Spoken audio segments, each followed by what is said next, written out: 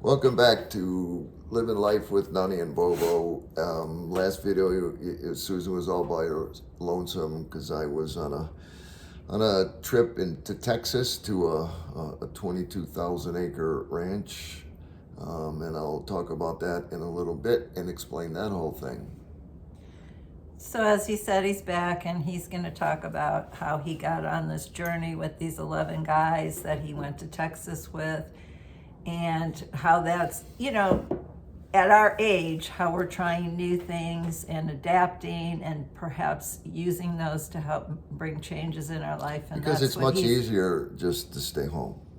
so much easier. But this was a challenge for him, and it was a challenge for me. I was by myself, and it all worked out, but he's going to talk a little bit more about that. Well, and I try to explain to some people why it's so difficult. First of all, I mean, I can go from a lot of different angles. But so some years ago, I was diagnosed with PTSD and major depressive disorder. So over the last few years, that's gotten worse. And then I wanted to talk about this real quick too. There's Christians out there that would, I don't want to say judge you, but think some kind of way about you because, well, you're a Christian. Why can't you just be healed of the PTSD and the depression and all that? Well, that's a darn good question. I wish I knew the answer. However, that doesn't mean that I'm not better. We've prayed about this a long time. But there is healing. Oh, there is, and it can be very gradual, and it doesn't. Well, it is gradual, yeah. And it's not. Sometimes it is instantaneously, but in his case, it has been a lifelong journey. But I would say in the last year since he started in this program, there's been great improvements, great healing, and still more to come. We believe that. I think I started therapy, I don't know, 2009-ish or something like that, and that's been helpful, there's no question. But to get back to why you still may struggle with some of these things, I've thought about this a lot for the last 2 days. I asked God for some direction, and I don't really know the answer, but two things come to mind for me. First of all, Paul prayed for a thorn in the flesh that he had to go away, and it never did. And God can use those kind of things so you don't get too proud or whatever. So I don't know, maybe that's it. And then secondly, I thought, Susan and I talk a lot about how there's forgiveness for things, there's forgiveness for sins and all that sorts, but there's still consequences. So I just wonder, if somehow it's just the consequences of what, the trauma. And I won't go into all the traumas, but there was more than one of them. So at any rate, my therapist at the vet center told me about this organization called Sheepdog, which is, I generally don't wear ball caps. But so Sheepdog it's a veterans organization started by a Marine Sergeant Major some years ago when he retired. Initially, it was there still is, one of their mottos is to get off the couch. There's a lot of veterans that it's much easier to just stay home, sit on the couch, and not go outside and have all your weapons around you, and you feel pretty safe, but you miss out on life. So then he started originally it's called Sheepdog Impact Assistance. So it started as an organization that did disaster relief. So they had a bunch of vets that, they were acquainted with, and when there was a disaster, a tornado, whatever, they'd go there and do what they could do, and then they'd leave. Well, then it blossomed into this. So they have a ranch in Arkansas. It's called Heroes Ranch, and they bring guys down there and do a 5-day training. It's not therapy. They don't call it therapy, and it's not. It's a whole different approach. It's called Warrior Path. Yeah, that 5-day program is called Warrior Path, and so you stay there for 5 days, and it's intense. One of the most intense things that I've done in my life. And so then there's 90. You go home, and there's 90 days after that. So there's Zoom calls, and there's a chat thread, and it's pretty amazing the changes that take place. They also do outdoor adventures. Susan and I went on a trip to the Black Hills with them, where they pay for everything, flights, rooms, food, all that. So It's a great organization. Susan and I are going down in April to spend a few days down at the ranch to go through their ambassador program so we could, kind of to preach sheepdog a little bit to folks. I'm not a big group guy, never have been. This 11 bunch of guys, I've made it very clear to them that I don't do group stuff and it's very hard for me. However, I committed to it, so I do it, and I'm glad I did. I finally, that 5 days in Texas on the ranch, it was called a hunting trip. I'm not interested in killing things anymore, but I went and I had a good time. And I'm finally I told them that I'm finally starting to feel accepted at being accepted, if that makes any sense to you. It does to me. So that was the trip, and it's whenever we figure out how to put some other things on here, I got some good photographs from down there. 22,000 acre ranch is a pretty big ranch, and this is the kind of guys these are. I've never. It's been a long time. Let's put it that way. Since I have I've been involved with men like this. Now I know some others. I have some shipmates from back when I was in the Navy that are like this. And these guys, so on this chat thing, if I go for 2 days and don't get on there, somebody's calling me. And I really didn't want to go to this thing because flying for me is just a very awful experience. But I did because, like I said, I committed to it. So I tried to get out of it. I got on the text thing and said, look, we just bought a camper. I don't have the money for the ticket, for the flight ticket or the airline ticket. Oh, and they said, no, that's not going to work. So they ponied up for my ticket. And when I got the ticket, I'm looking at it and I'm asking Susan, I says, this says first on it. Does that mean first class? So not only did they buy me a ticket, but they bought me a first class ticket because they know how difficult it is for me to fly. And then when we get to the ranch, it's a hunting lodge, and it's sort of rustic, and there's couple trailers and they're kind of attached together with a roof, and there's a big meeting space in the middle, but they're all bunk beds except for one room. And that was a private room that had its private bath and bed and all that. So they gave me that as well. So that's the kind of guys they are. So now my nickname is Hollywood because I fly first class and get the princess suite. And again, you can take this really all back to the favor of God. We constantly pray that. Give us favor. We try to always do the right thing, bless people, and blessings always come back. And that was a great example and Terry's really, really good about blessing people and, seeing people in line, paying for their coffee, whatever it may be. And that's how God gives back to us. You can't outgive God. That's all. You can never outgive God. And I just love it that sometimes you forget when these blessings come, but that was favor. That was God blessing him for what he had done for others. And so it's just been, it was interesting. Then he met a Jewish rabbi on the way home, actually the rabbi that is a consultant for the program, The Chosen, and they got to really talking. And then yesterday he was texting with the rabbi and he said, are you guys interested in perhaps getting involved? And we've been praying about that for a long time. We've always had a heart for Israel. We really want to understand how it all comes together, the old and the new. And so I feel like another time God's going to give favor. He's going to open doors. And that's what we've really been looking for. And this whole sheepdog has really kind of been the catalyst of opening some doors for us. And not the only one, but one of them. But more than all that, it was a blessing that he was able to find somewhere where he can get some peace. God was working, and God works in ways we cannot understand. Like we would want to think it should have happened right within a church setting. But God chose to use other people, perhaps not even born again. We don't know. I'm not judging anyone because I don't know where they all come from.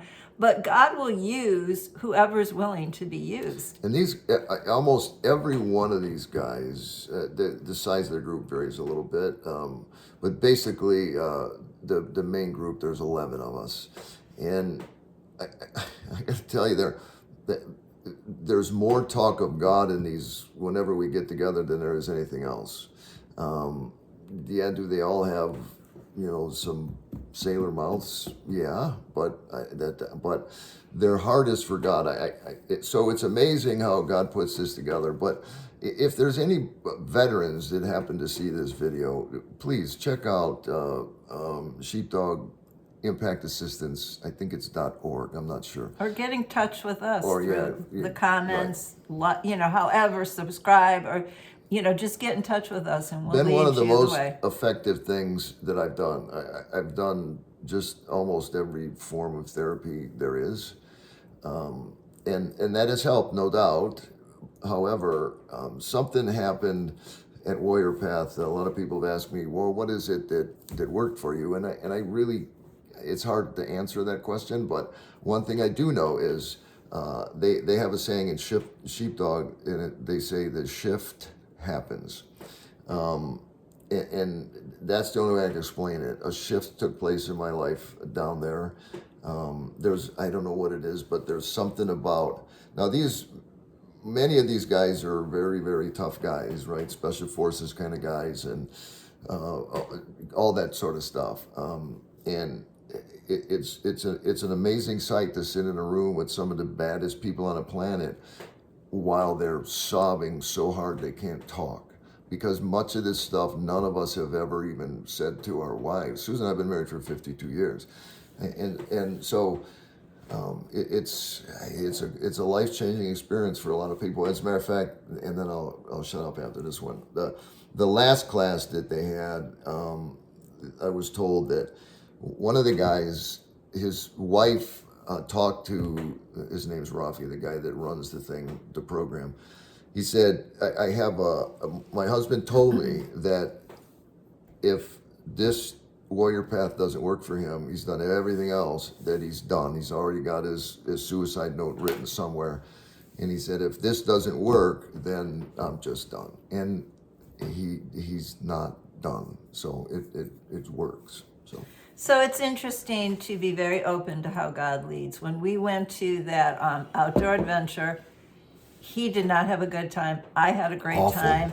He said, I can't do this, I can't do this. Well, in that program, they really encouraged the vets that came. That's why they hold that outdoor adventure, to try to get the vets to then sign up for Warrior Path. Well, he resisted. He said, I don't want anything to do it. But the last day, I said, just put your application in and see what happens. And so he got into one of the first classes, but he got into actually the very first class that they were holding for not only veterans, first responders, but civilians that were, some of them were donors and they just wanted to see how the program worked. But turned out to be, that was probably a real blessing for him, because he needed to be with more than just veterans, because he has had PTSD from other things. From being a first responder and others. And so this helped him to connect a little bit better, because some of the veterans were so young and in different circumstances than what he had been. And so he was having a hard time, connecting. But this time, I know God knew what he was doing by putting these people in his life, and they have just been exceptionally helpful. And I know he's helping them, because he was the oldest in the groups that kind of look at him like father material, and they treat him with such respect. Yeah, a lot of them called me grandpa quite often before they started with the Hollywood thing. But I think they were taken back at, how well he could still do everything, handle everything. It didn't matter about his age, because God has redeemed and will continue to redeem time and energy and all those good things. And he kept up just quite well with all of them. I got to tell you, the whole, it was, like I said, it was actually a hunting trip. So, the hogs in Texas are so invasive that they, ruin crops and a lot of it. So there's just bounty on them. You don't need a license. I don't care about killing things anymore. However, I did the whole thing. So there's these blinds out in the desert. They're about 8 foot off the ground, and they have feeders out and this and that. And so they drop you off, and it takes, 20, 25 minutes to get to the blind. That's how far it is. And then they drop you off. It's still light, and then the feeders come on at 5:30, and the pigs come out, and you're supposed to shoot them and kill them, and la la la la. And then it gets dark, and you're sitting out there in the dark in the desert waiting for somebody to come and get you. So I got down and was walking around, and it was dark, and then it dawned on me that there's rattlesnakes, bobcats, coyotes, hogs, maybe something else wandering around out here with you. So I got back up in the blind and waited for the truck. So I think one of the things I really want to emphasize is that God will use many means. Oh. You have to be open, though.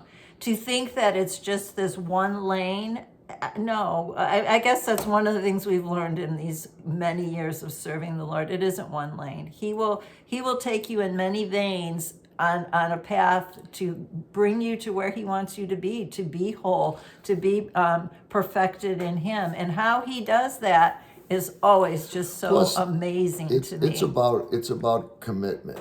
So that's one of the big things about this sheepdog for me is the commitment. And it's Susan and I have said for many, many years, God he'll meet your needs. However, I believe Scripture expects you to do all that you can do, and then when you've done all you can do, and there's nothing less you can do, then God will step in and do what you can't do. But there's a commitment to that. You have to be committed to it. Trust me, I did not want to go to Warrior Path. I did not want to go to Texas to spend the 4 days down there. But like I told them, I committed to you guys, so I'm coming. Right? It's going to be awful and painful for me to get there, but I'm coming because I committed to it. And that's the way it is with our walk with Christ. You got to be committed. Not everything goes like we think it should go or would want it to go. No, it does not. And I love to watch how God works. It's just been very fascinating to me is how, when you've done, and like he said, when you've done all that you know to do, and he did, God knows he did all that he could manage to do, God brought another way. And I always say he coupled everything. It wasn't just one program, one situation. No. He brought it all together. And for the first time in his whole life, he's finally finding peace and some joy and able to overcome all the things that were just weighing him down. And I'm very grateful for that. And on that point too, I just want to mention that, so trauma, pain, suffering, all that stuff is relative, okay? Now I have a master's degree in social work. I studied therapy, forever in grad school and that doesn't mean much, but what it is that I lost my whole train of thought. So what he's trying to say is it doesn't matter how your trauma happened. It. Right, it's the same. The effects of it, the symptoms of it, or whatever you want to call it, is the same for everybody. One of the guys I met in Texas, Army Ranger, from not way back, but Afghanistan, I believe. And unfortunately, he had to kill some young kid in Iraq. I don't know what the age was, but of course, took him forever to get over that. So you would think, oh, that's awful. So what I've gone through or whatever somebody else has gone through doesn't even come to that level. Doesn't matter. The effects are the same, and it's all relative. I mean, it's just like we use this example a lot. If you're a 15-year-old boy and your girlfriend kicks you to the curb, and that's your first love, and it's awful. That's the worst you know. And we would look at that and think, oh my gosh, get over it. But it's all relative. So you can't judge somebody else's trauma or their pain. So I think this video would like to encourage you that if you're going through anything, there's so much hope. There's so much help. Don't live in that pain and let it control your life like he did. He resisted a lot of things. But when he finally yielded, he was able to get the help he needs, and it's a process. But I just want to encourage you: don't sit in your pain. Don't sit in your Don't let the trauma. darkness overwhelm you. Don't live in the darkness. Absolutely. There's so much light. God is light. He is faithful. If you don't know where to start, contact us. We'll help you in any way we anything we can. can We've do, we been will. down this road. And to think at our age, we're still learning. We're still going down this Actually, the road. older I get, the less I realize. We always I say know. that. Yeah, I remember an older person telling me, the older you get, the less you know. And that's the truth. We're always, at least we should always be open, willing to Right. learn, willing to change. And I say that every morning to the Lord, thank you for change. As much as sometimes it's uncomfortable and it hurts, grateful for change that you don't ever want to stand still, ever. One of the first things I say to the Lord every morning is when I'm reading is almost every morning, at least at this time of year. So thank you for the heat coming out of that register, because some folks don't have that, right?